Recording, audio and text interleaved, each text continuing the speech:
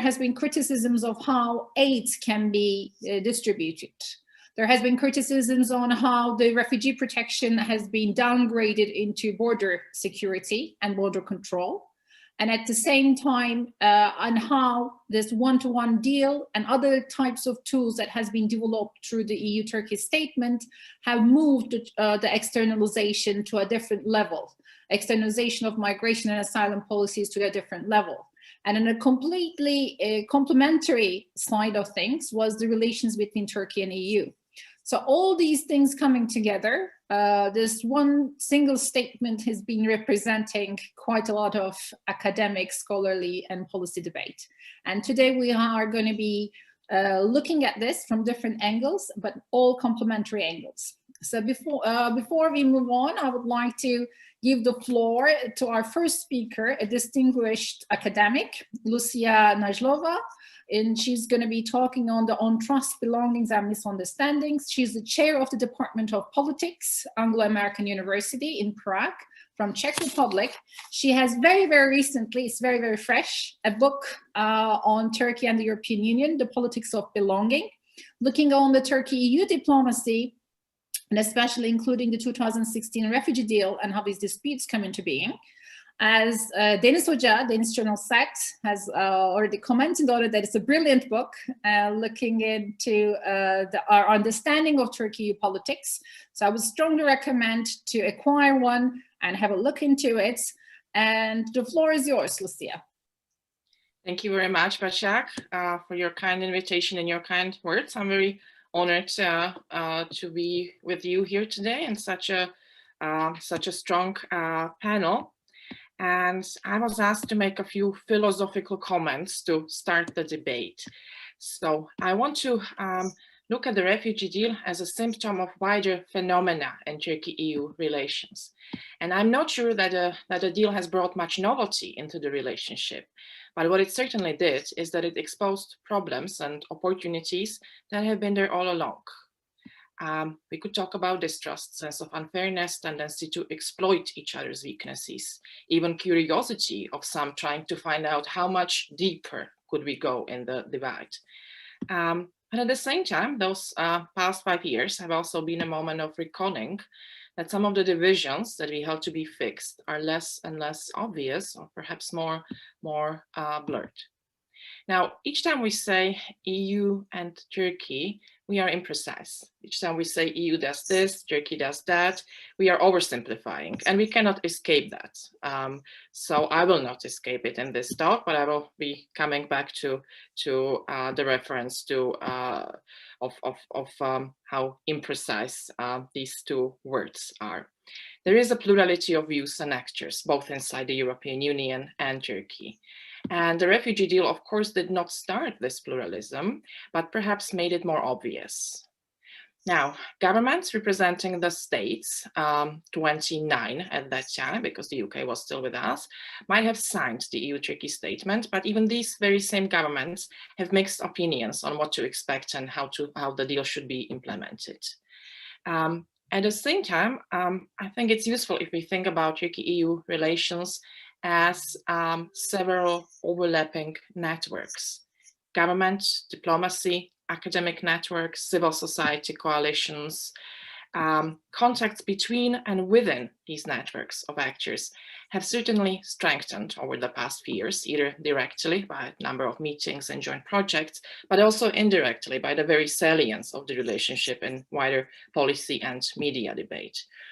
And this strengthened intensity might have had new items on the to-do list: the situation of people displaced by war, fleeing war, and seeking cooperation of others who are in better position.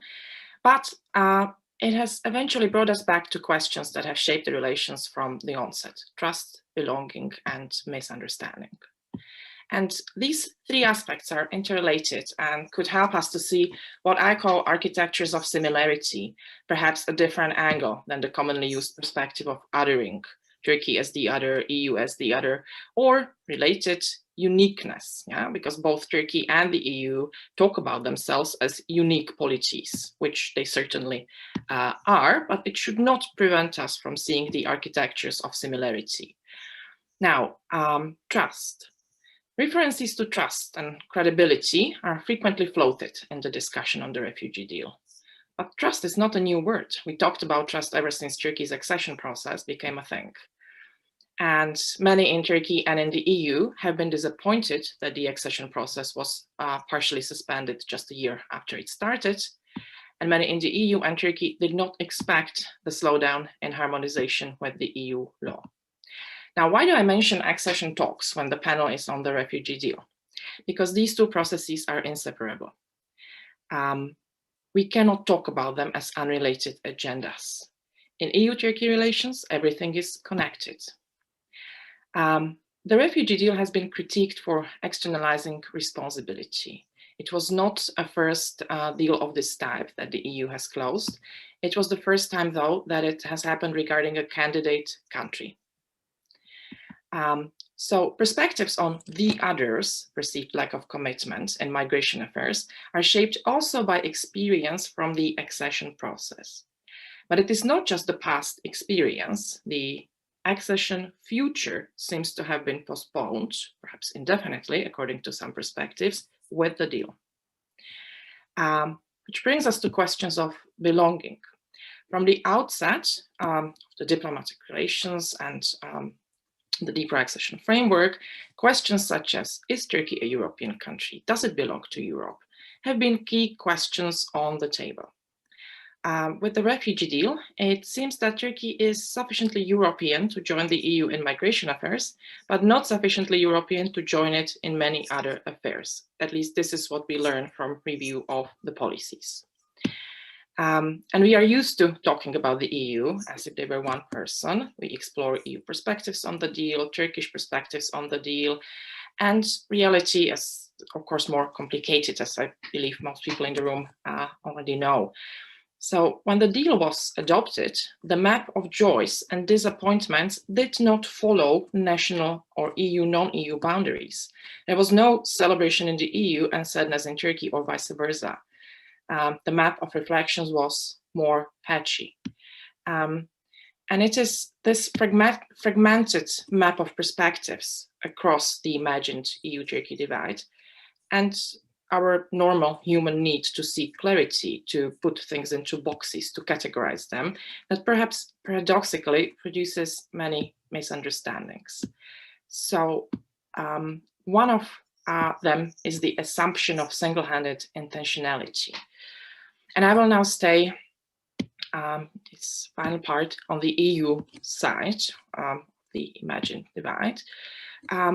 So if we think about the EU as a political system with many competing and contradicting voices, a cacophonous entity, then we understand better that there were cacophonies even within the member states. Even those states that rejected refugees saw loud opposition. And even those governments that opened their doors were not uncontested by their own opponents who were suggesting that this was not a good policy.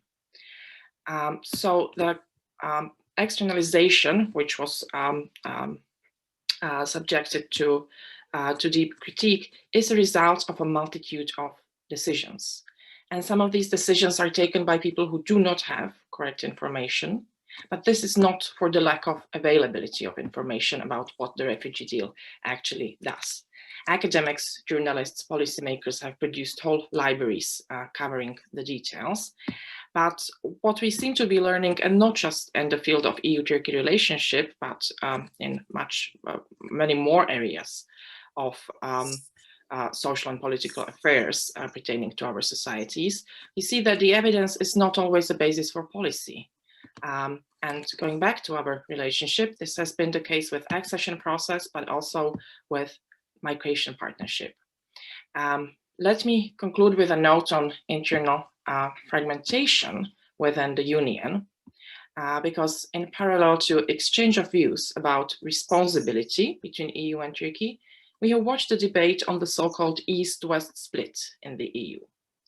And this debate often could not avoid merging facts with fictions and fairy tales, such as the one of the good West, which has understood EU values, and the bad East, which is backward, racist, and overall still catching up. Now, footnote reference, we know debates about catching up from EU-Turkey relations. So the map of values, of course, is more fragmented. Anti-immigration rhetoric and policy is not Eastern or Western. Even EU governments that have rejected refugees faced substantial opposition at home. And it has been well understood by many around the continent that anti-refugee mobilizations have been often a substitute policy. Why substitute policy? Because the said governments have not been able to fulfill their part of the social contract with their own citizens. Think infrastructure, specific domestic policies, health, education, etc. But they had to offer something. Now, clearly, no state should be able to reject asylum seekers in principle. Of course, it makes sense to discuss specific policies, preparation of public administration, etc. But we are now 5 years on from the beginning of the debate, and unfortunately, in a number of states on the EU side, we have not seen much learning, much using of this time to adjust and to perhaps reverse the policy. And we also have to be aware of the fact that while civil society, cities, NGOs, social movements, or spontaneous volunteer collectives have played a key role in making sure that at least some of the refugee needs are met, civil society does not make decisions on who can enter and who cannot. Governments do. And there is one part of EU. 2 minutes. In fact, I will be shorter. There is one part of EU policy process which has not worked quite well in recent years, and this would be helping each other to find the better way.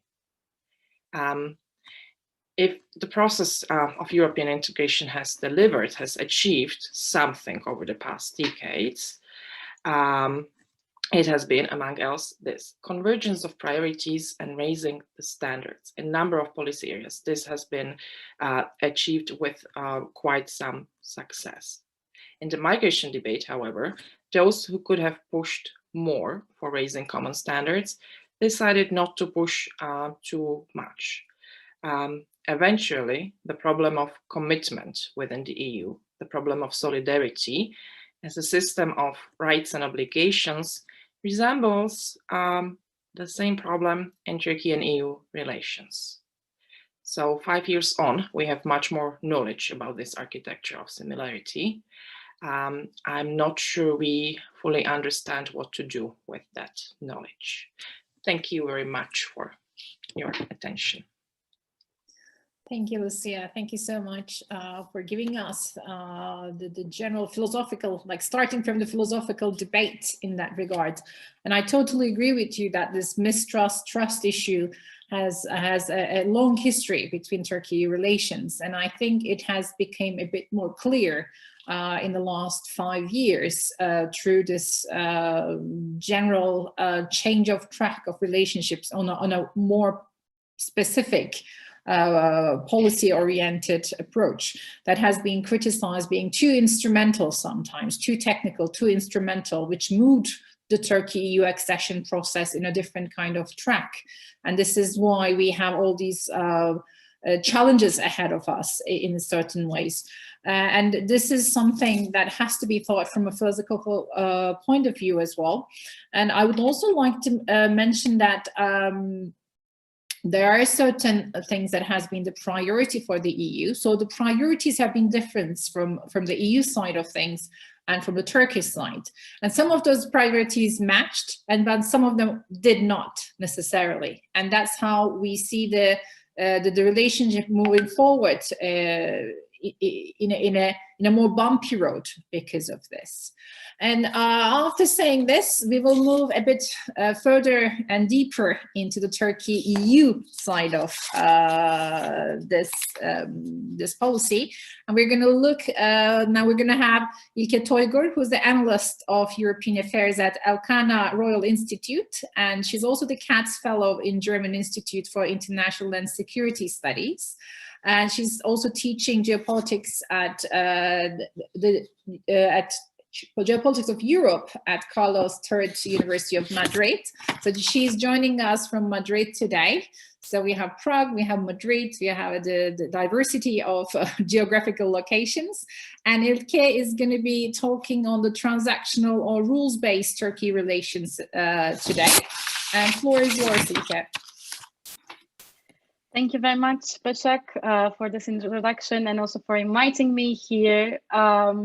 I think I will pick up where Lucia left and bring this to today and try to connect the EU-Turkey statement on refugees to the general overview, general framework of Turkey-EU relations. For me, the deal has been the cornerstone, and I will try to explain why around 3 dimensions throughout my intervention. The first one is on the framework, how we have changed mainly from accession negotiations to a transactional framework with additional elements. Secondly, how this has impacted the credibility of the Union in general and enlargement policy in particular. And last but not least, how it has affected the institutional setup in the Union when it comes to Turkey-EU relations, and how we have changed from supranationalism to intergovernmental bargaining. So if we start with the shaping of this transactional framework, as we all know, Turkey today is defined as a strategic partner of the EU, and the issue of migration management is one of the key areas of cooperation together with security, counterterrorism, and economy. And regardless of the domestic situation in Turkey, and today I would like to underline this once again, regardless of the domestic situation in Turkey, which still is a candidate country that is required to fulfill the Copenhagen criteria, we see concrete transactional collaboration, and I will come back to that at the end. But if we go back to 2015, the signing of the negotiations before the signing of the deal, many will remember the EU's member states were deeply divided on the issue of fair burden sharing of refugees within the Union. So they thought that the only option was to halt refugees before entering, hence containing them in a third state. And this was decided to be Turkey. And this political crisis caused by irregular migration led to revitalization of Turkey relations also back then. Maybe you will remember Merkel's visits to Turkey, high-level dialogue meetings that gave Erdogan government the much-needed push right before the November 2015 runoff. Even the progress report in 2015 was postponed. Its publication was postponed. So overall, the negotiations of the deal and a deal that was intended to be an emergency response has started to shape the general framework and the functioning of Turkey relations back then, and it has continued until now. It is clear that this deal was an emergency response, and so many colleagues in the European Union are still very much convinced on the necessity of it. But while this was being shaped, there were 3 dimensions normally related to accession negotiations, and another parallel track of visa liberalization were also added into the Turkey-EU statement on refugees. So we are seeing a statement on refugee collaboration, mainly based on a transactional framework, which includes important items from accession negotiations and a parallel track of visa liberalization. So we have visa liberalization roadmap included.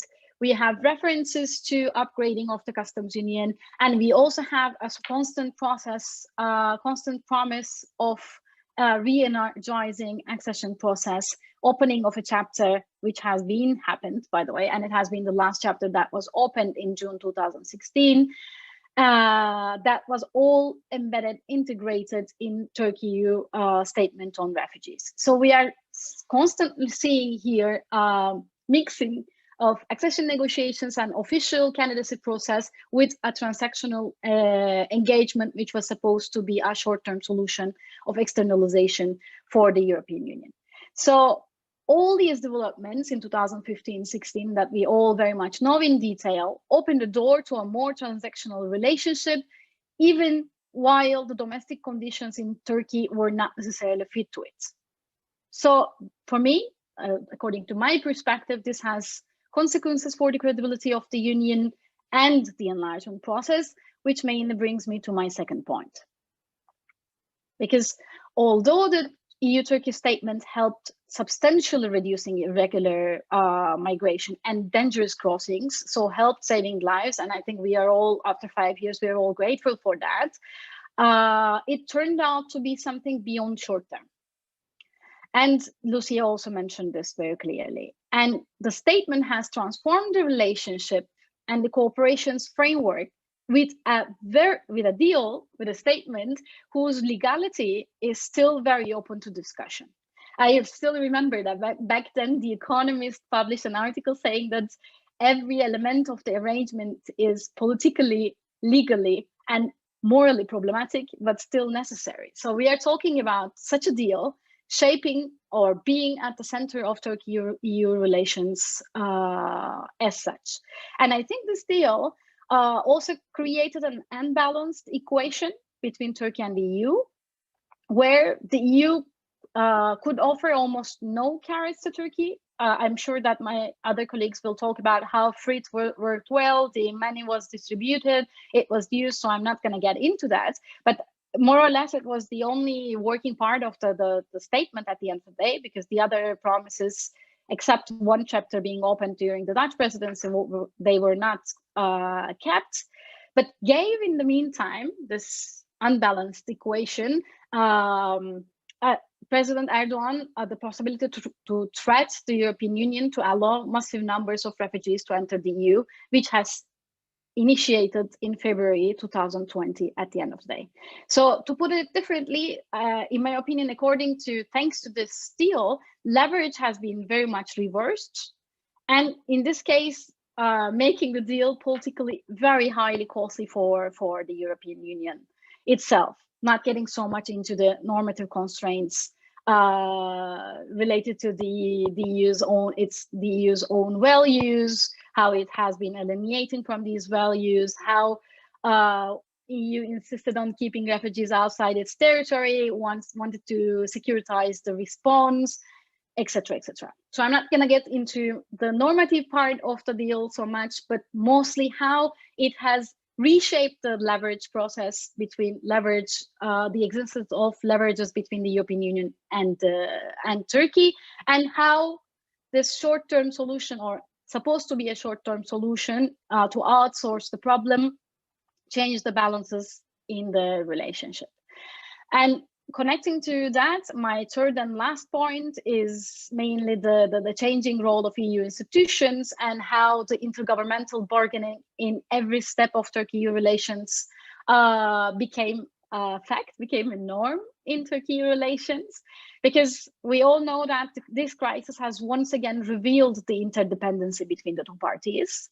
But since we are lacking a framework that is based on structured cooperation and shared responsibility, even if accession negotiations are still there, they are officially frozen and not necessarily served. We are basing this relationship mostly on a transactional setup that is continuously intergovernmentally negotiation. So we have the European Commission, the role of it decreasing constantly, while the Council and the European Council becoming very important players when it comes to Turkey-EU relations. So if I think I need to wrap up. No, Başak, I'm seeing your face there. Just one concluding remark. So when we see the latest situation, we are observing that national interests are at the heart, bilateral relations are at the heart, intergovernmental negotiations, both within the EU and also between Turkey and the EU, are the new reality. And what we are seeing and what we have seen in European Council conclusions from October and December, and next week is not going to be so different than that, is a constant bargaining rather than a rules-based framework between Turkey and the European Union. I will stop there, not abusing my time, and very happy to come back to points in question and answers. Thank you.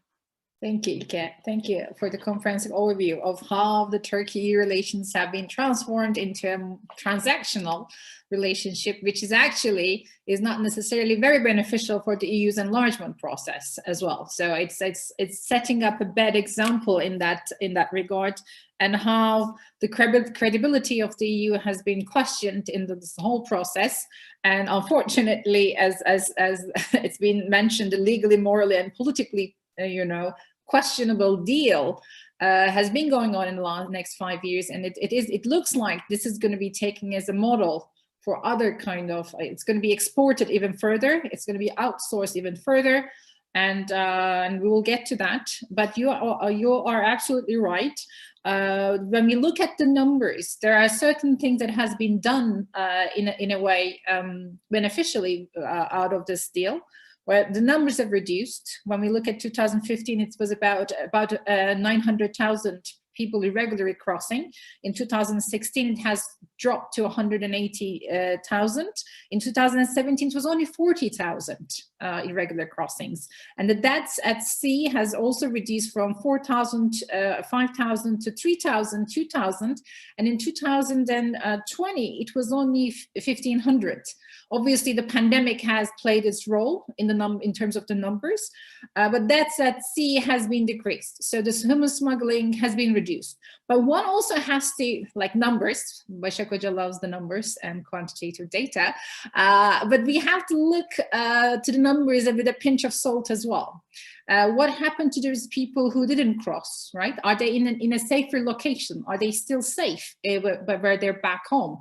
So when we look at these numbers, we see that about 28,000 people being resettled to this one-to-one deal to the EU countries.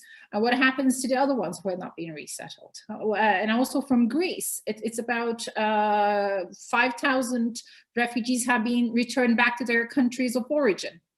Was it really safe for these people to return back to their countries of origin? So those are the questions we also have to ask. And without any further ado, and I will be moving to our next speaker, Başak Yavçan. She's a senior researcher at the Hugo Observatory of Environment, Migration and Politics at the University of Liège. I'm working on the Horizon 2020 project MAGIC, and she's also an associate professor of political science and international relations in TOBB University, and she's also the coordinator of the migration program there. And she's going to be talking about the new mechanism of multi-level governance and the local refugee integration policy. So we're moving from the state level, from the bilateral level, to the local level, and we will see how this multi-level governance is actually operating at the local level. The floor is yours, Başak Hoca.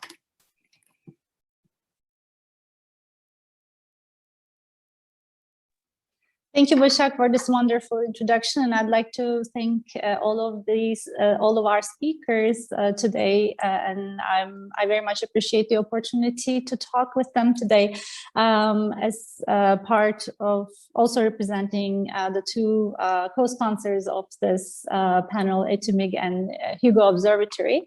And as a result of these, I will actually refer to my research in both contexts, both in Belgium as part of the Hugo Observatory, especially in relation to the research conducted with the Horizon project MAGIC, as well as my field research from Turkey and the recent research we have conducted with Fulya Memişoğlu as well.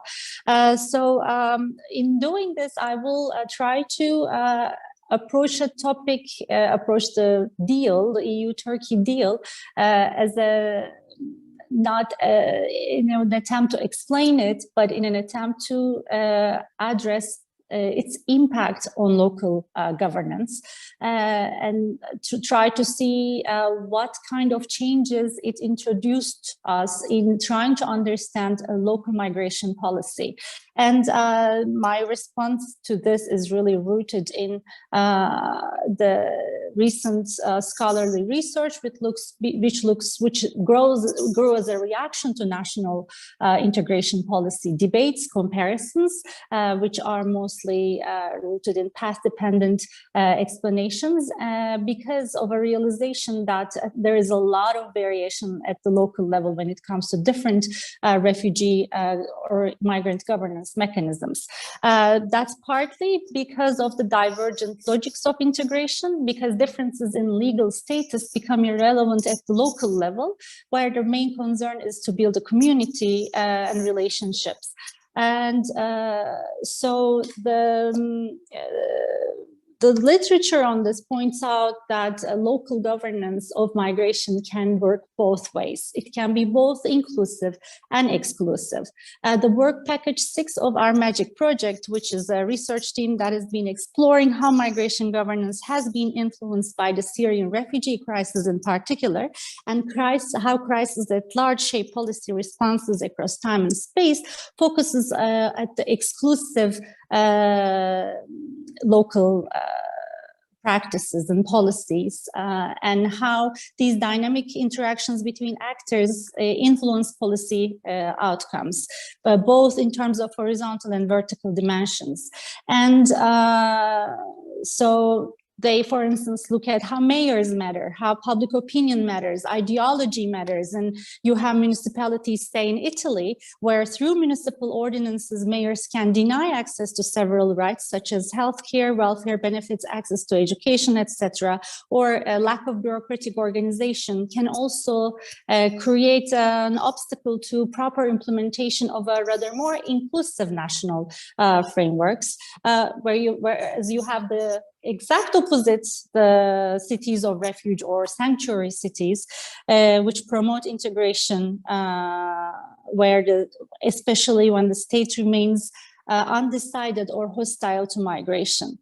In regards to, and when this research focuses mostly on NGOs, grassroots mobilization, and also looks at refugees as actors themselves, migrants as actors themselves, the migrant communities, but also, of course, the more administrative structures of local governance, mainly municipalities. So what do we see? Where do I get from this in relation to the EU-Turkey deal is as follows. So already in Turkey, because the pressure of migration, and here we're talking about very high numbers of people accumulated in urban centers, already we have several constraints that stem from the law on municipalities, where municipalities find themselves operating in a gray zone. And looking at it from the positive perspective, what could be the positive ways in which integration of refugees can be affected at the municipality level or at the local level?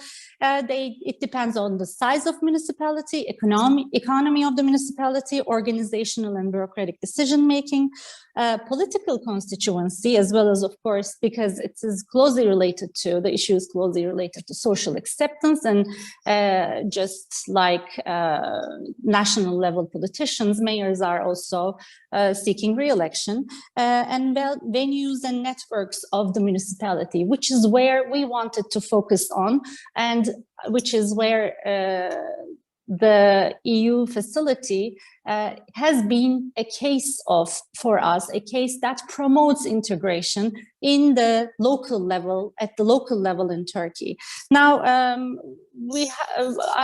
having conducted research, a field research in several municipalities, but especially for this multi-level focusing on exclusively on Şişli and Sultanbeyli municipalities in Istanbul, we have found that prior to this EU migration deal, or prior to the Syrian influx, or having to deal with the Syrian influx, Şişli, for instance, had an EU politics department, medium-scale projects for disadvantaged groups, such as the LGBTI, and strong links, strong multi-level networks in other areas. But with in the aftermath, through different collaborations with national and international NGOs and international organizations. And they actually have 20 partnerships at the multi-level, multinational level at this point. Same with Sultanbeyli, especially it started at a lower point and ended up in a brilliant point, as we all know. It had a strategy department and experience with very small scale EU projects for disadvantaged groups such as the disabled and very limited multi-level governance. Currently, it has 35 partnerships with public institutions, international and national NGOs. And the majority of these funds that are allocated through these collaborations are the facility funds in overall. And we see that they not only empower the municipalities in terms of increasing their capacity, but they also help them to increase their know-how as well in this issue area, their language and their expertise. And then where you basically have, when we ask municipalities to express it in their words, they believe that they're less bureaucratic structures of the municipalities provide non-governmental and international agencies a flexible ground for implementation of their policies, and they believe that they are to be very long-lived because the municipalities themselves express that projects and programs keep going even if there is a bilateral political dispute with the grantor, funder country at the national level. So furthermore, they also point out that when these donors have difficulty in securing, I'll wrap it up, in securing partnerships at the national level, more eager municipalities that are facing with the pressures introduced by refugees in terms of the integration pressures are actually more open to collaborate with them. So that also creates kind of a bypassing mechanism for them.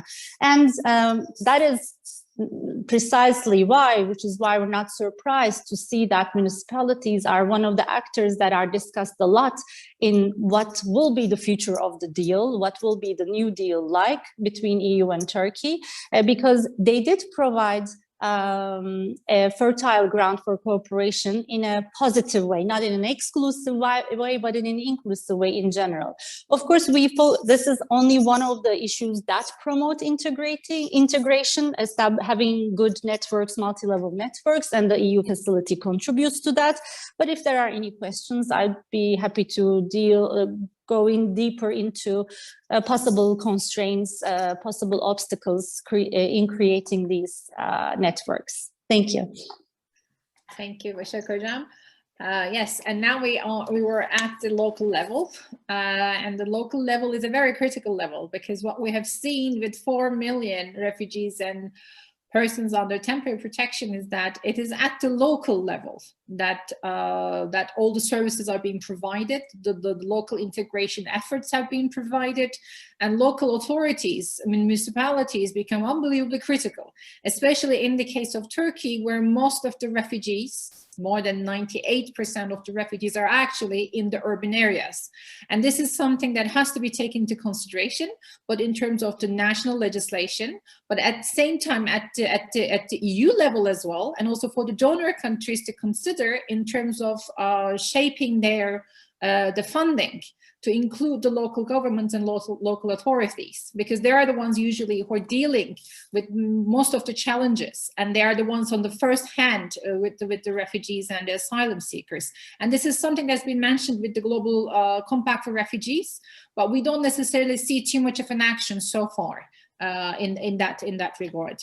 So we're now moving to Deniz Sert, and she's an associate professor at the Department of International Relations at Özyeğin University in Istanbul.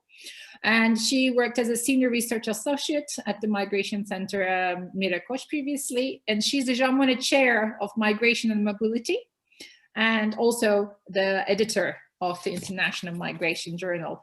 So Deniz will be talking on how we deal with the better lives for refugees in Turkey, especially with respect to the FRIT projects. So again, moving on to how much of it that touches the refugees from up to down and down to up. Deniz, the floor is yours.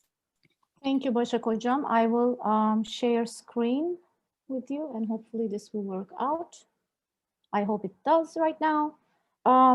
Thank you for the opportunity. I want to, before I go on, I want to say two things. One is about the numbers.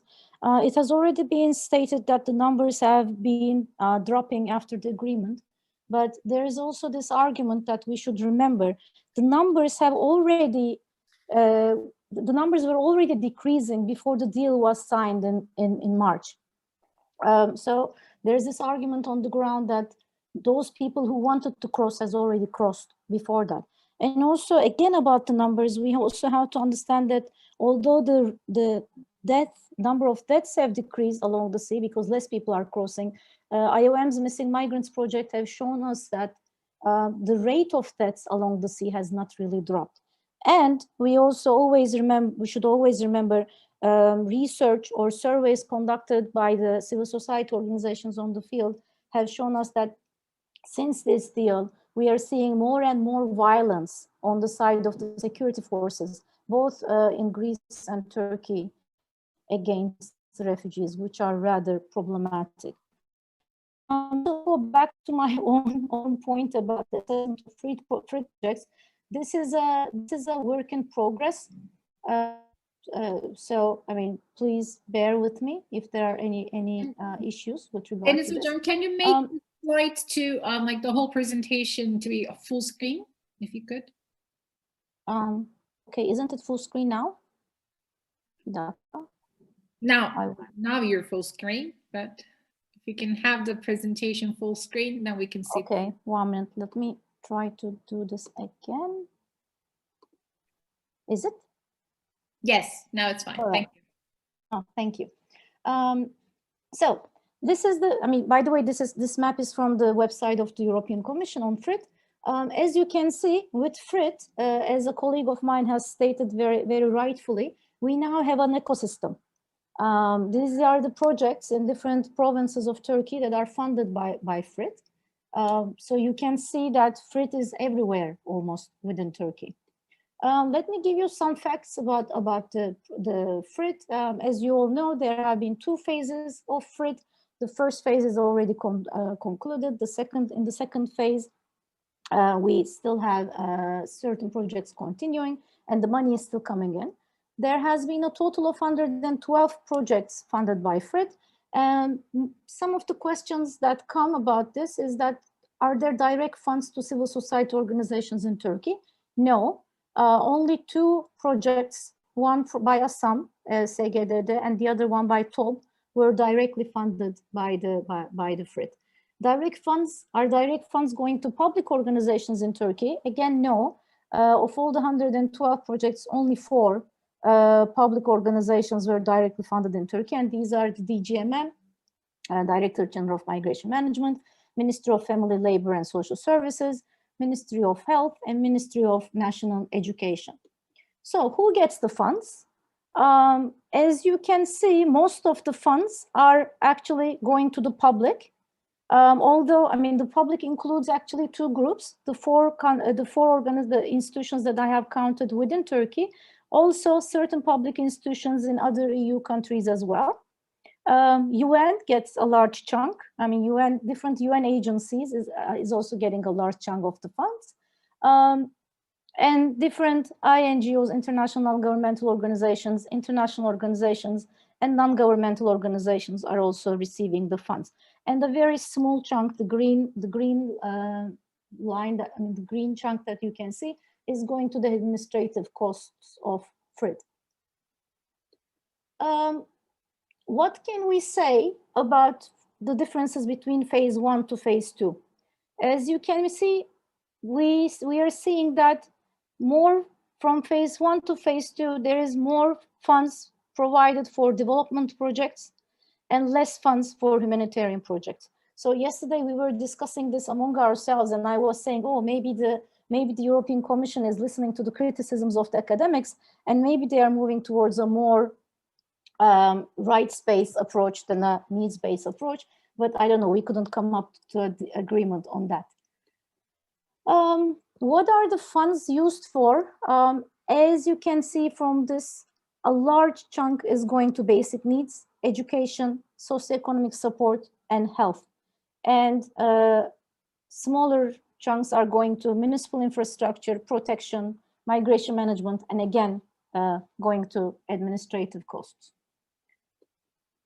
Just to attract some attention, the top, actually, the projects, the top 5, top 6, 7, let me see, yes, 6, 7. I actually just included those projects that received more than 300 million euros are these projects. As you can see, World Food Program, Emergency Social Safety Net, the third tranche, we can say, is actually the highest.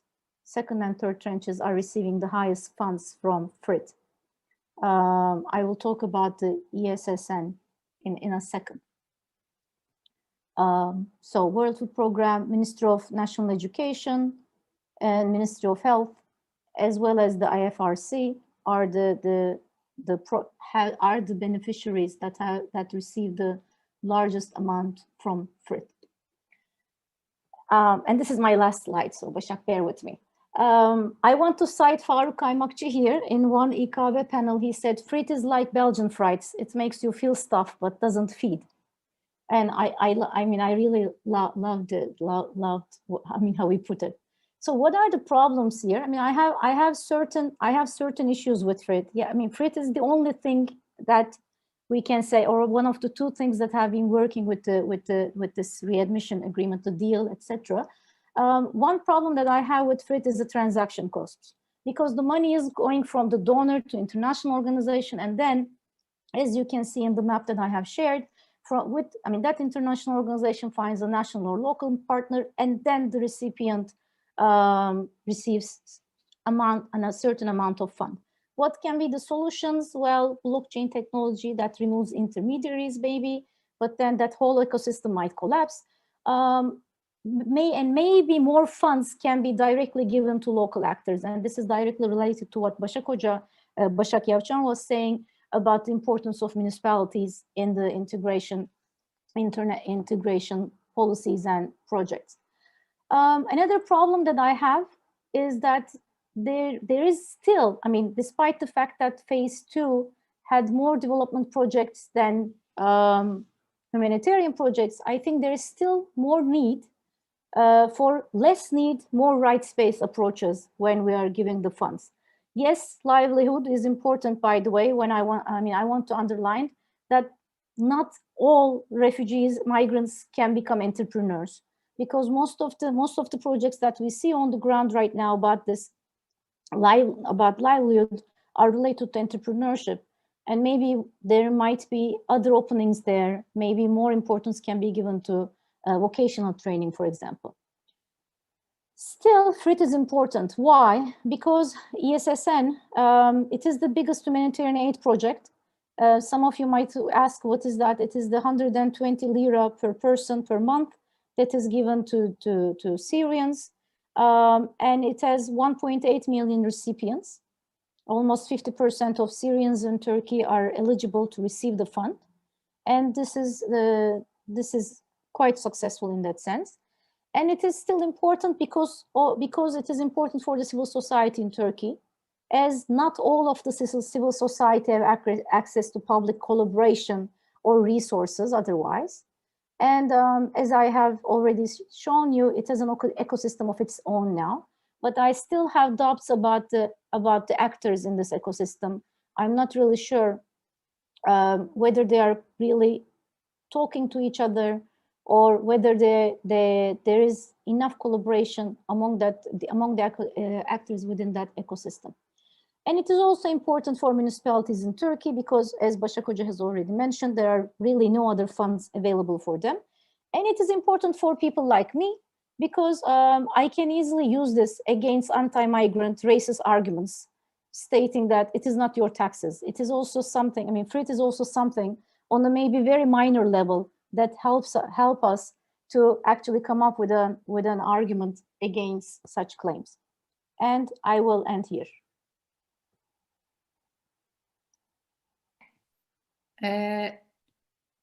Thank you, Deniz Hocam. How can I stop you when you're quoting Sayın Kaymakçı in terms of the French fries? We might have to translate it in Turkish too, because it also sounds great in Turkish. Evet, FRIT, Belçika FRIT'i gibi tıkıyor ama karın doyurmuyor demişti. Yes, absolutely. It is essential, as you've said.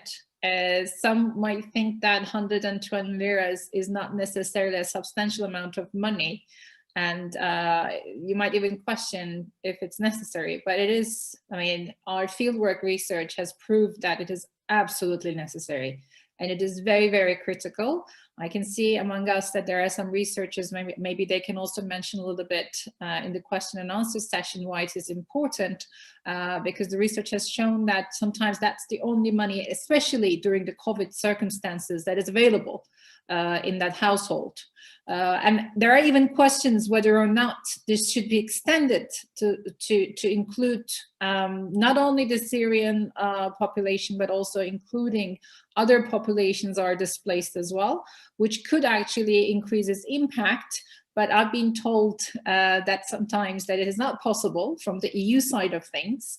And maybe if we're talking about what is next in the future, maybe that's what we should be discussing as well, how to transform the existing circumstances and situation. Now the floor is open to questions. Now I can see that there is a raised hand. Barçın İnanç is raising the hand. So Barçın, please go ahead and pose your question.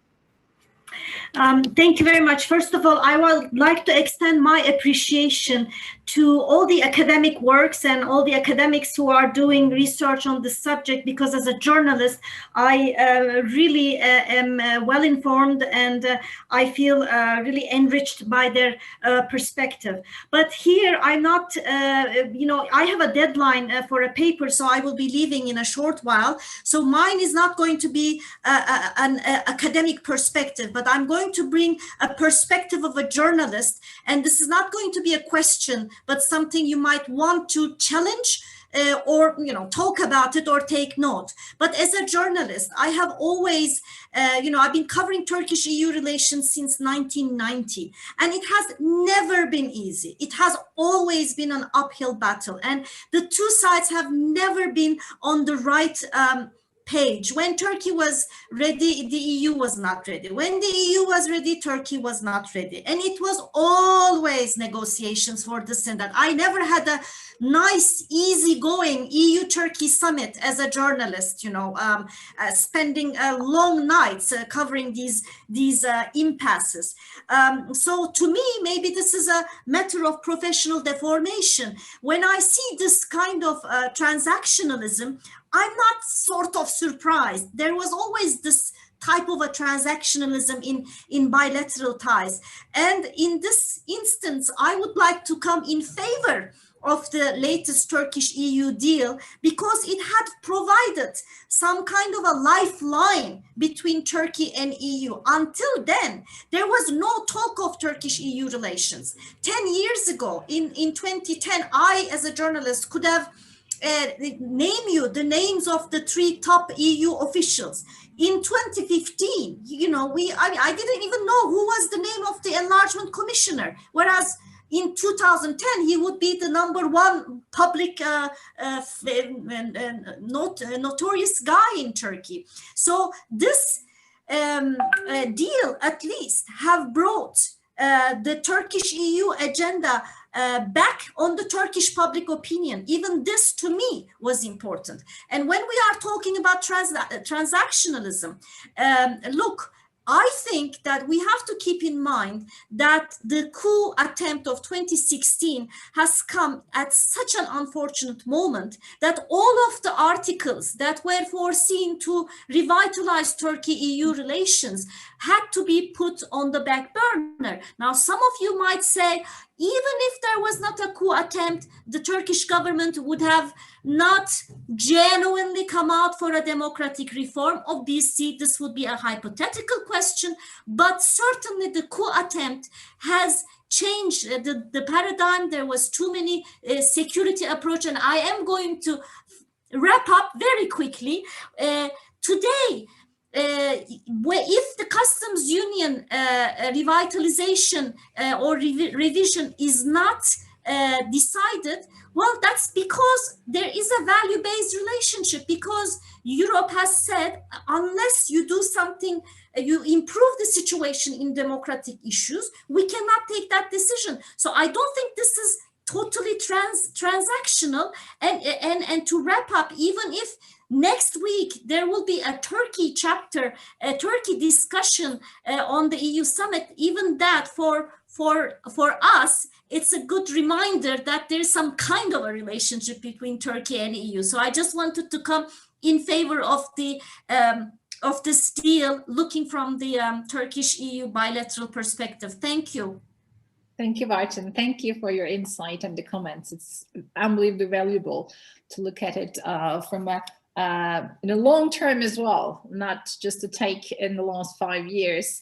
I was mentioning to my students this morning, and I was talking, and then I suddenly realized they were in the secondary school when this deal happened. So we have to look at the perspective in a longer time frame, especially considering the fact that the Turkey relations has been more than half a century.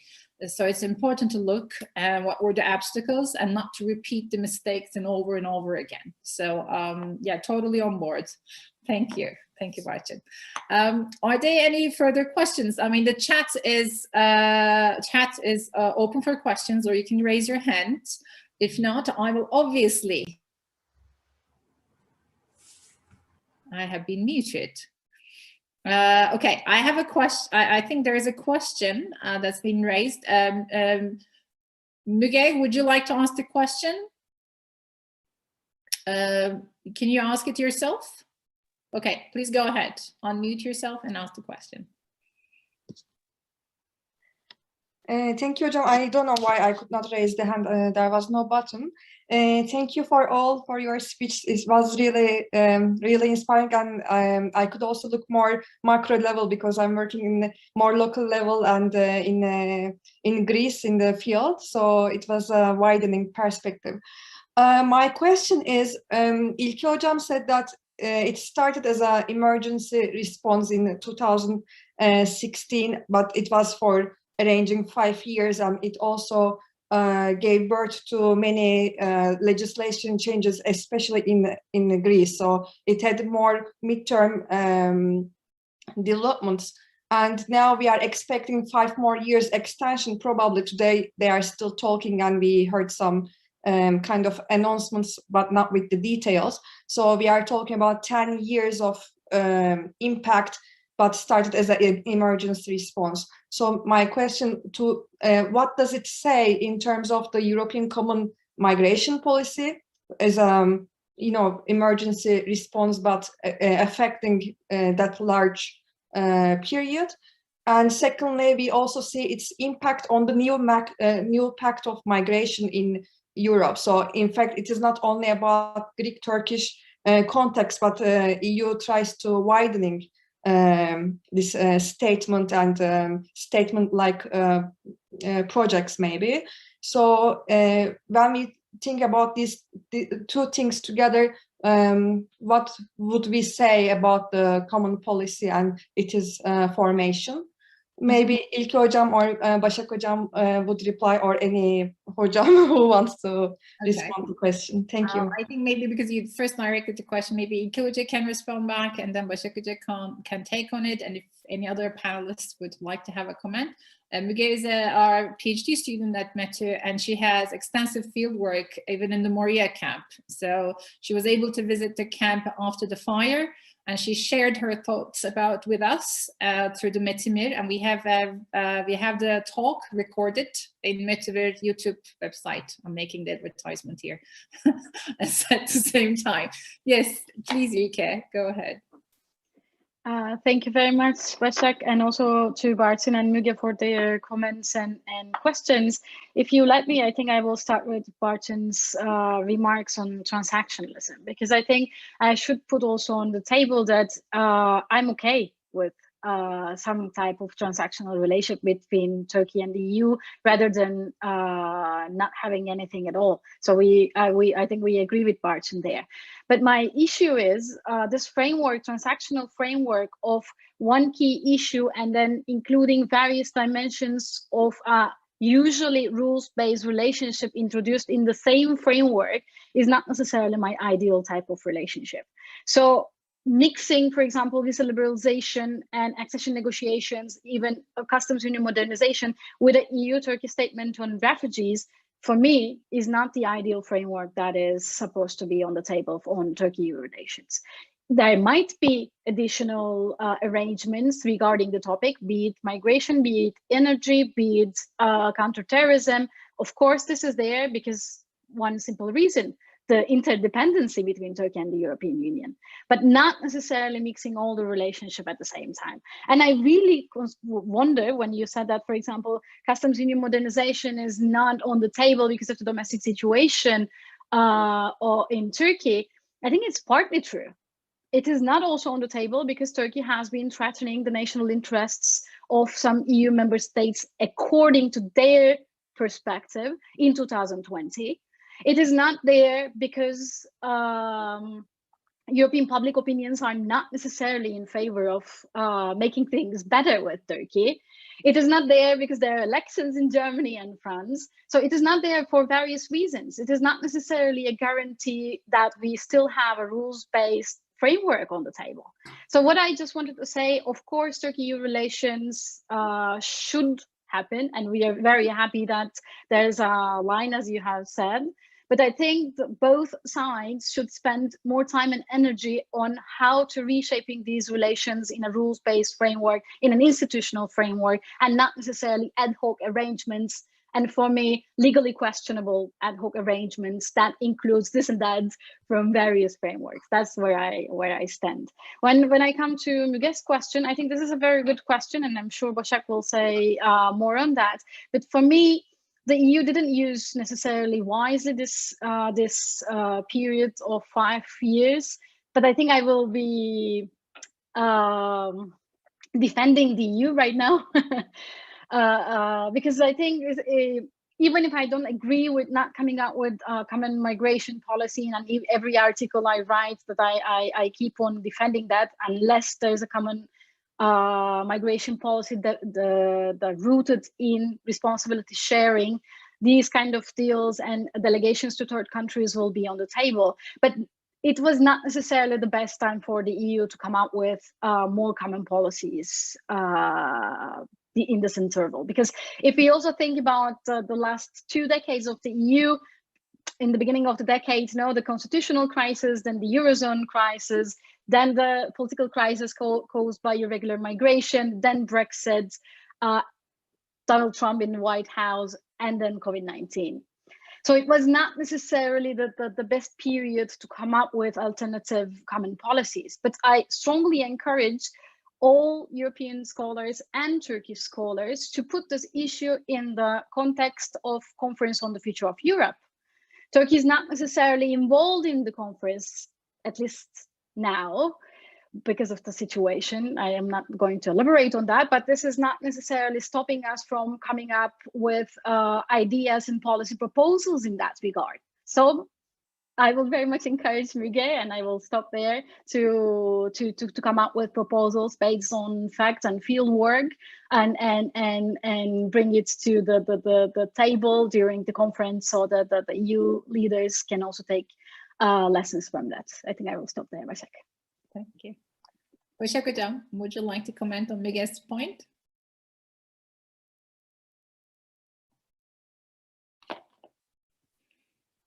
Başak, you are muted. Başak, you're muted.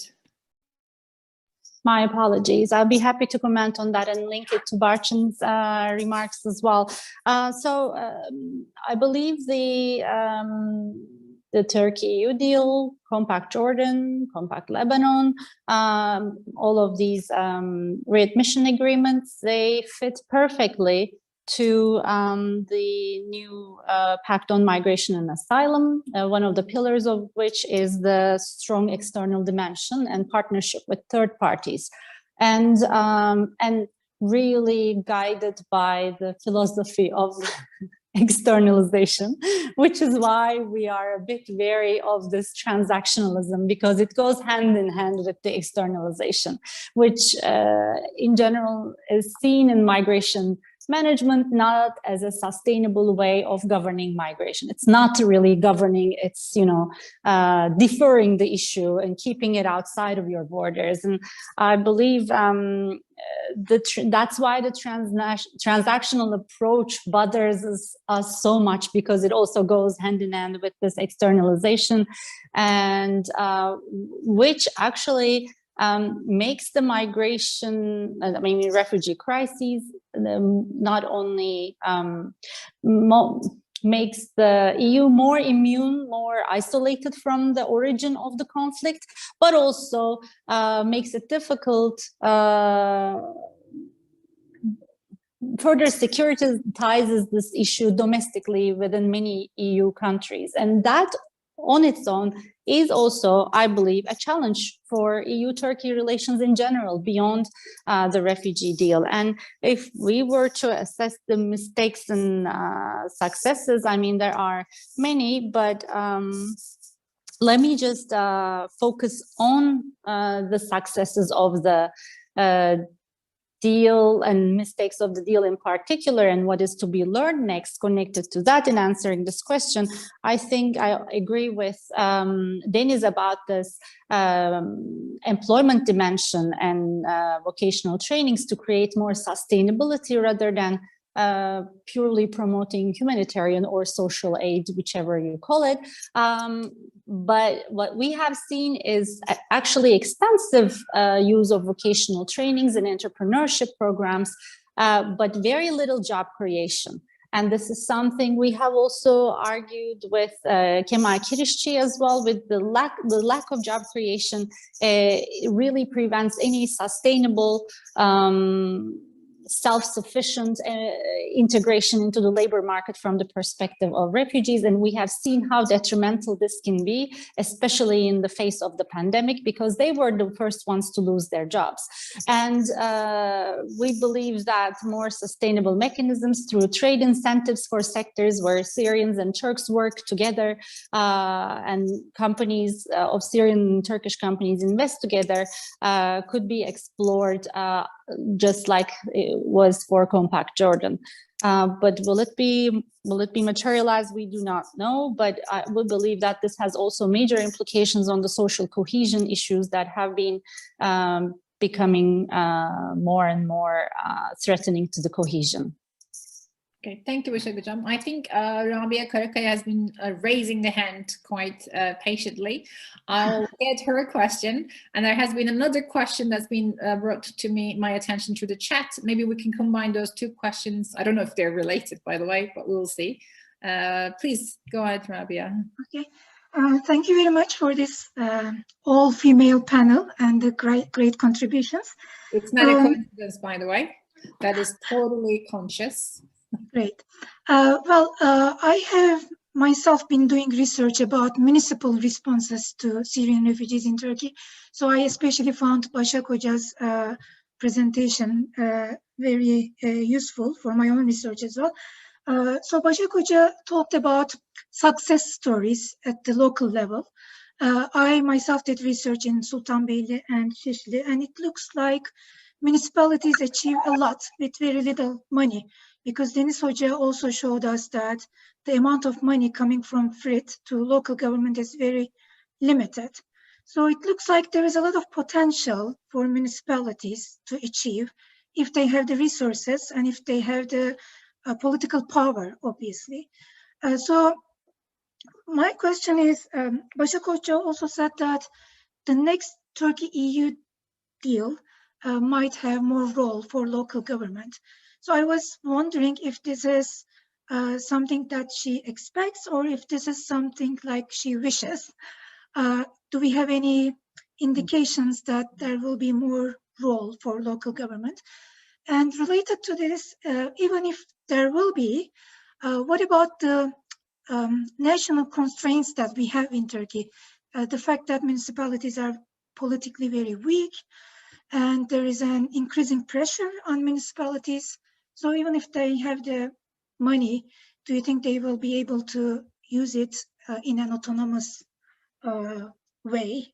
Will they be pragmatic and creative, which my research shows, but I wonder your thoughts. And secondly, and related to this, what kind of role do you see for NGOs in this scenario? Because we know that usually municipalities are working in cooperation with NGOs. So that can that be a potential solution in an environment where municipalities are weak financially and politically? Thank you very much. I know that the question has been addressed to Başak Hoca, but maybe Deniz Hoca can a little bit talk on that as well. But also, I think I would like Lucia to comment on the civil society part of the question, because I know that you have done also some research on how this the whole EU-Turkey deal impacted the workers of civil society. Maybe you can say a few words as well. Floor is yours, Başak. Shall I start with the responses? Okay, thank you, Rabia Can, for this comprehensive assessment and question. And well, it is both my wish and my initial information gathered that there is that direction in terms of including municipalities more directly in the future. But of course, as you said, this really depends on the central government's position on this as well. If it's unwilling, reluctant to do this, it would be clearly an issue. But I do believe that it can be, I mean, the reason why this issue can be circumvented, in my opinion, is because the municipalities we're talking about are of all ideologies, including the government's own ideology, and many of the actually municipalities who are doing great work in this regard are AK Party municipalities. And so in other words, the municipalities of their own political affiliation would benefit from this kind of a focus as well. But I would like to give an example from France, actually. And there are scholars in France that illustrate that even with a centralized states as much as Turkey, implementing a strong assimilationist model, some cities still manage to define and implement their own urban programs of welcoming immigrants more like multicultural frameworks. So, I mean, not only do they get help in implementation, but they also change the framework, change the national framework, which I believe is important. And this kind of what we can call decoupling in multi-level governance is likely to occur where there is a level of shared responsibility, but a lack of shared framing of the problem, much like the Turkish case. So the fact that at the national level there is an ownership of the issue definitely helps in this regard as well. And so I do expect and would like more place for the municipalities in the New Deal.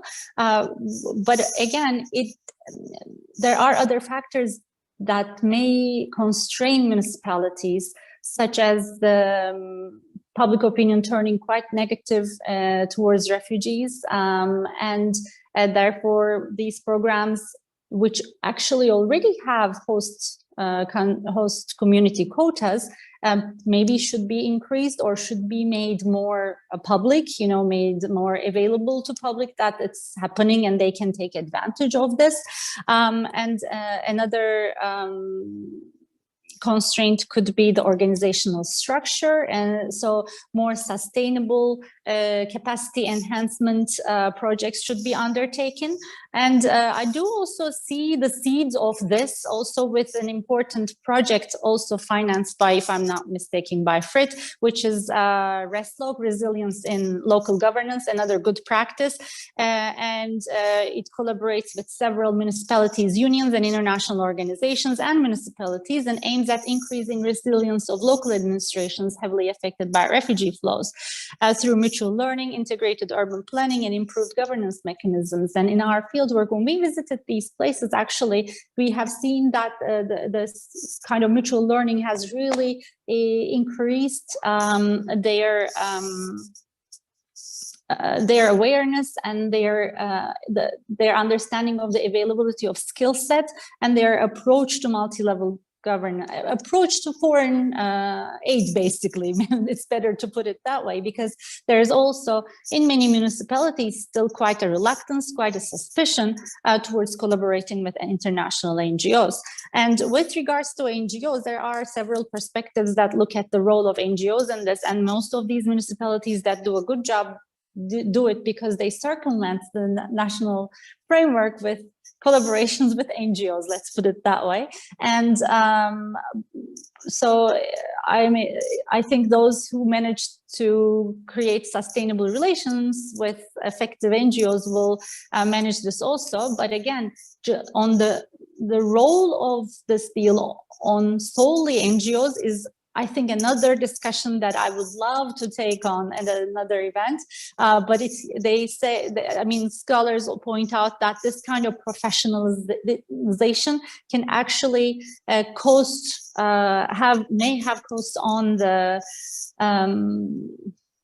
ideological commitments to refugee well-being, let's put it this way, more value-based commitment to refugee well-being, where NGOs are being set up to get funds and as a way of profession, as a company, as a firm.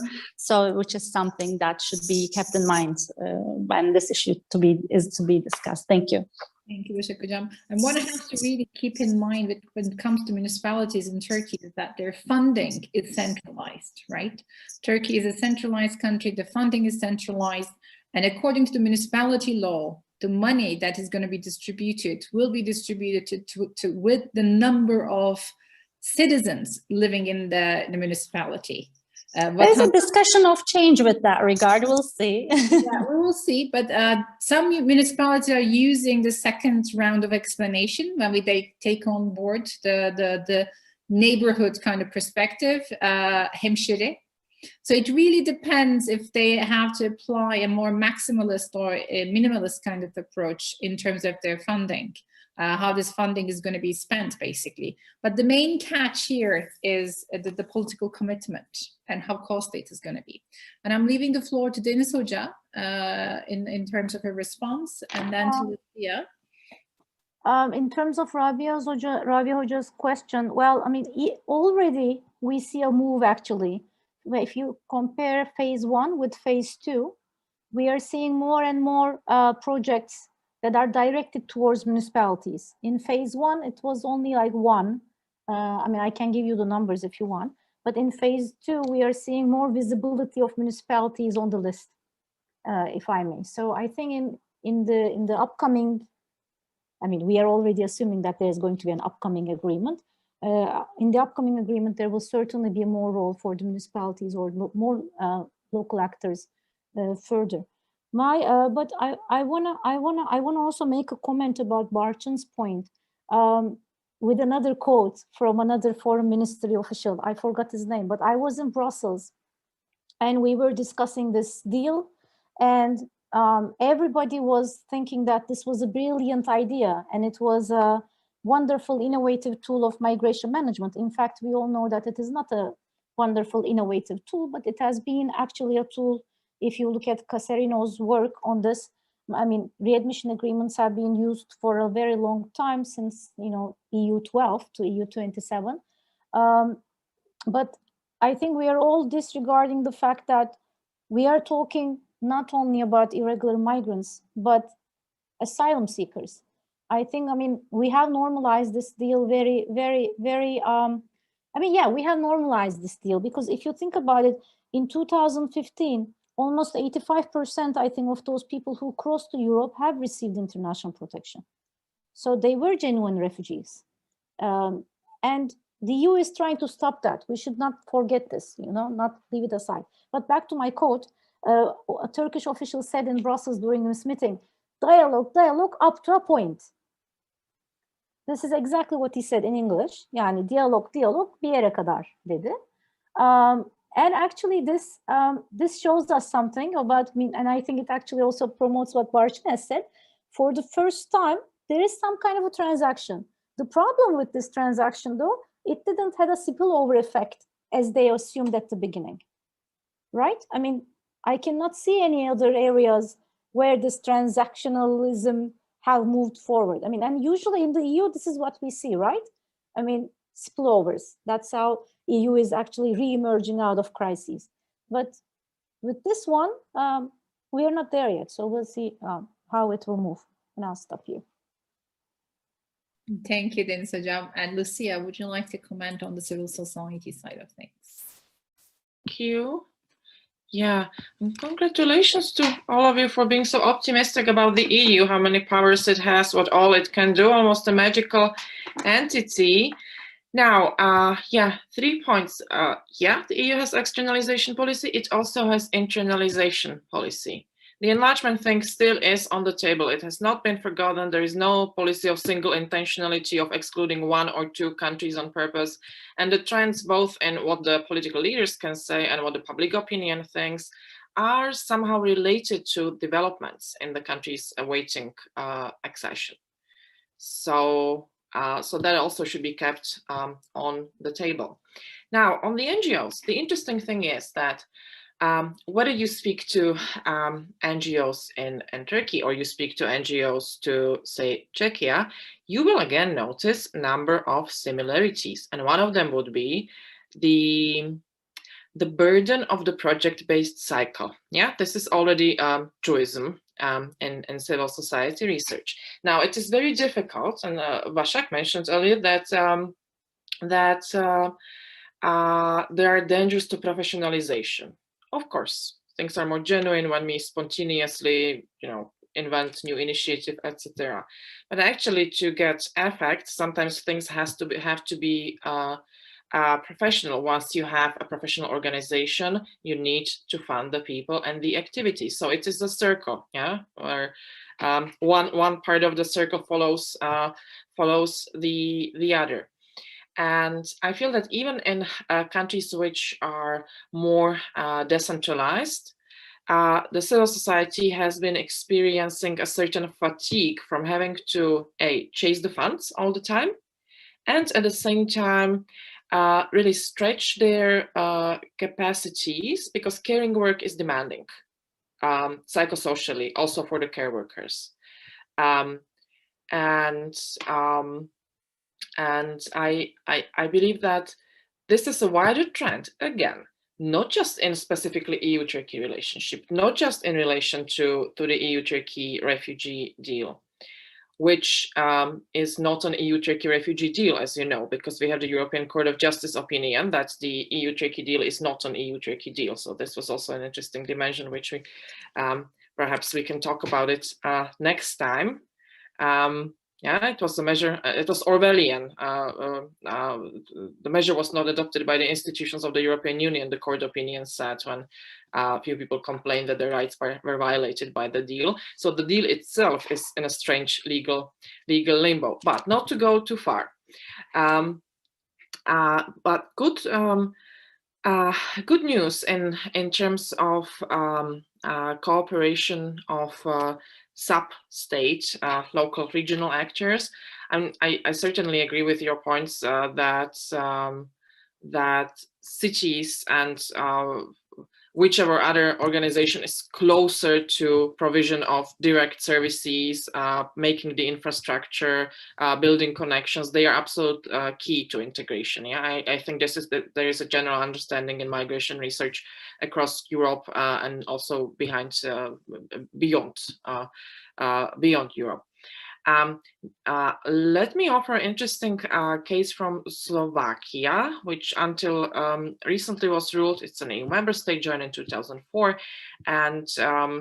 and it was until recently ruled by a government that built a lot of its momentum on the anti-migration rhetoric. I'm not going to quote everything they said, but one of the generous proposals they made in 2015 was that the country would accept 100 Syrians, which is, of course, when you say it in the Turkish context, so people start laughing. That's not 100,000, 100. Yeah, but despite the rather very restrictive and very problematic rhetoric of the government, NGOs have been able to work with the cities to create their own frameworks for not just refugee, migrant, more broadly speaking, integration, including refugees, but also migrant workers and other types of travelers. And the cities, the city councils have in fact welcomed the assistance that was provided by the NGO and setting up certain frameworks, because eventually the city understands, or the town or the municipality understands that, look, these people are here, so either we are going to look together, live together, in peace, if we do not have to love each other warmly, but at least let's have peace, or we are going to have problems. So I believe such partnerships are possible, even if the national framework or the general setup of rules is not always friendly to this dimension. Yeah, but it's a pragmatic fact, I think. Thank you, Lucia. I'm sorry. There are a couple of people who are raising hands, and there's a question in the line. So I think I will gather the questions, and maybe you can all answer all together. And we can wrap up the discussion in 10 minutes, because we agreed that we're not going to go on for 2 hours. That was one thing that we agreed in the beginning, and I would like to finish the discussion in 10 minutes maximum. So there's a question from Zeynep from the chat, and she's asking because there has been an increasing number of the irregular migrants from countries like Iraq, Afghanistan.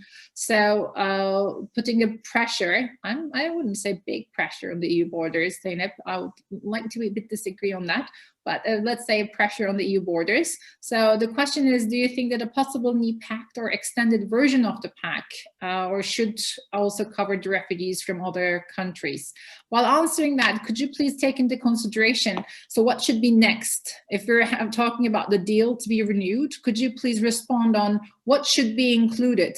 I think we can all agree that it has to be more acquis friendly. When I say acquis friendly, I mean, it has to be respecting the European Union acquis. So that's one thing I think we all agree.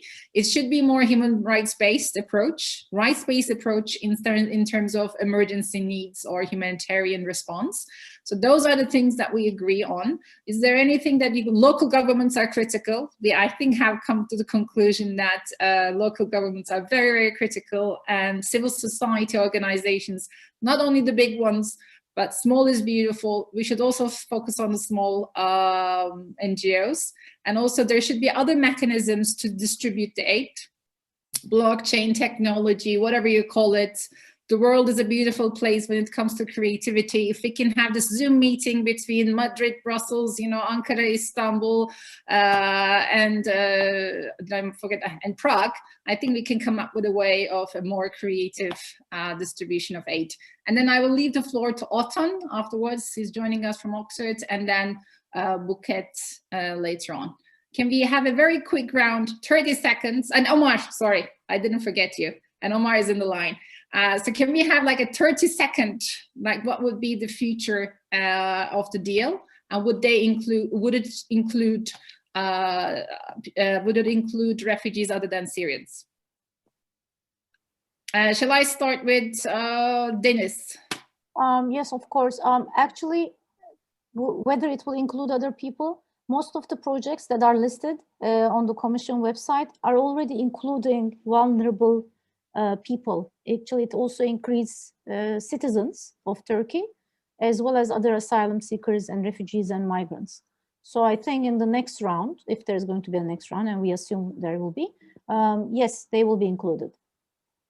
Okay, thank you. And İlke? My 30 seconds will be spent on what is next in the deal, separate tracks for separate issues on Turkey-EU relations, not mixing everything in a deal that is destined to be a failure 5 years after that. Okay, thank you. That was very straightforward. Başak? I also will start with what should not be in the deal. Commitments that the parties cannot fulfill not to further the issues of credible commitment that already exist. And I guess it links to İlke's point about linking it to too many things. Of course, the municipalities and local governance is important. And once again, not just employability focus, but also employment focus and sustainability focus is very important. And in terms of including other groups, already Turkey has demanded, the Foreign Ministry has demanded that other groups are more effectively included into the new deal. Currently, they are included as beneficiaries given a certain set of quotas, and for some projects they can be beneficiaries, for others they cannot.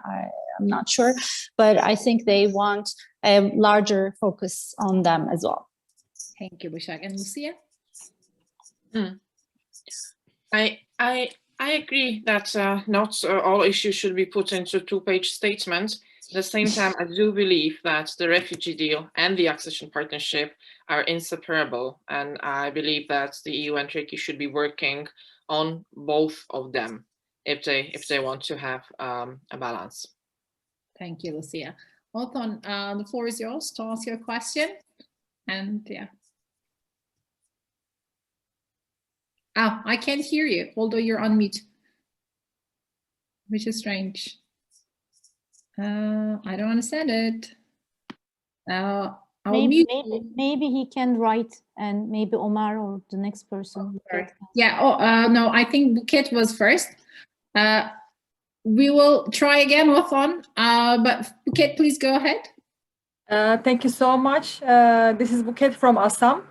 Many thanks for these valuable presentations. It was very open-minded and valuable contributions. I have a question. It's a general question. There are also some arguments stating that this EU-Turkey deal is feeding perception of sharing the responsibility is being replaced by transfer of responsibility in these refugee issues to Turkey, actually. So, this also has some implications in terms of among the Turkish community, that the negative view, prejudices, even the xenophobia, the hatred speech, anti-migrants speeches are increasing. Sometimes we see this in Turkish society as well. So I was wondering, do you think that this EU-Turkey deal and these increasing sometimes these negative perceptions against the migrants, the refugees in the society, also have some implications on social cohesion efforts?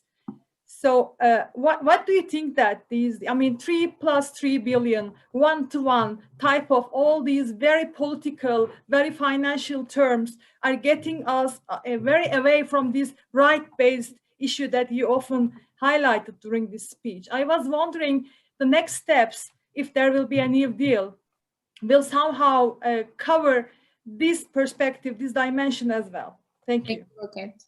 Anybody who would like to respond to Buket's question? Deniz, maybe you would like to do that?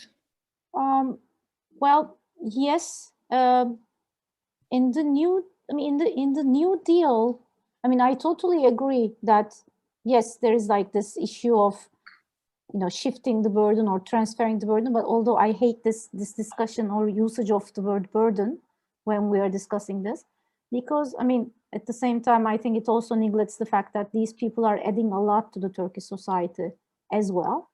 But I mean, I will sound very transactional here, but we don't have any better other solution, right? I mean, if you think about this one-to-one scheme, they promised 72,000 people to be resettled, and only more than 20,000 have been resettled. So I mean, it definitely is not working. I mean, nothing else seems to be working. So I cannot really come up with any other better solution at this point in time, unfortunately. Okay. Any other comments on this, or shall I move to Omar's question? Okay, move to Omar's question then. Omar? Thank you very much, Professor, and thank you for all of your presentations. I just want to say that today the German deputy government spokesperson praised Turkey for what it has been doing so far, and I think maybe this is setting the stage for revisiting the EU-Turkey deal, and perhaps this could be like the most serious signal so far that we received. But my question is at the micro level instead of the macro one, and it is basically directed to Professor Deniz and Başak Yavçan as well. We all agree, I guess, that the actors at the local level are very important, especially municipalities. And we've seen very high, or like we've seen discrepancy between municipalities that are very engaged with their policies with asylum seekers and refugees, or Syrians under temporary protection as well, and those who remain or sustain exclusionary policies. And recently I concluded a project that actually highlighted those three municipal approaches to toward refugees or asylum seekers, or let's call them Syrian under temporary protection, or even Afghans as well. And I've seen that it's not related to being of the same political color as much as it is related to the willingness to do so. And after 5 years, if we learned one thing, it is that hiding behind the lack of funds from the central government to actually sustain services at an equal part to both members of the hosting community and Syrians or Afghans or other populations is actually possible. But how can we, as academics or people who work on the policy aspect of this, how can we engage more with municipalities who sustaining this exclusionary approach toward other or like, let me say, non-Turks, whereas there are means available to navigate this hardship? Thank you very much. Thank you, Omar. Omar has just, as he mentioned, that they've concluded a research, quite a comprehensive research, and the report is out from TEPAF, again, advertisement here. And also Omar gave a talk, which is also available on the METUMIR YouTube website, if you are interested in going into the details. The floor is open to answers, and who would like to take on the... Deniz is shaking hands, yes. Başak can go on. She seems excited. Yes, Başak, go ahead. No, I was excited about Başak's promotion of the METUMIR website. We also have not only METUMIR, we're promoting METUMIR is also another Twitter account that you can follow of TOBB University of Economics and Technology.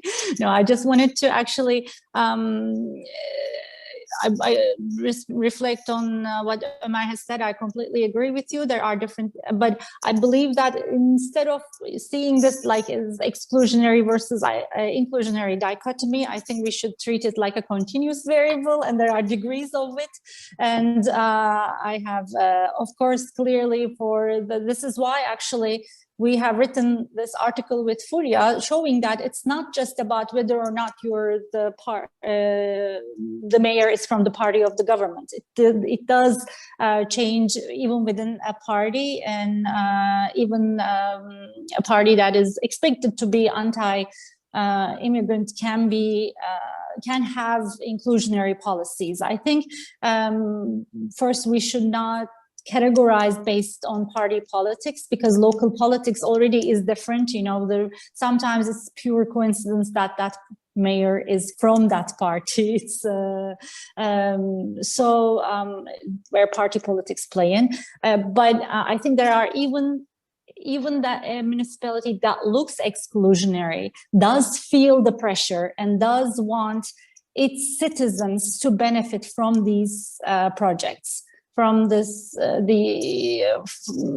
collaboration, and also share some of the costs of, let's say, garbage collection or transportation. You know, I mean, there is no way that a municipality can avoid these costs, and therefore they would be willing to have some collaboration. Maybe they wouldn't be doing cash for work projects for Syrians, but they could agree on other things. Maybe those that are more willing, like Seyhan or now Adana Metropolitan Municipality, could set up a women's cooperative, right? But these are good examples. They also encourage other municipalities, I think, and projects like Reslog, and this mutual learning is important because we hear a lot from municipalities that they've done it, we would like to do it too.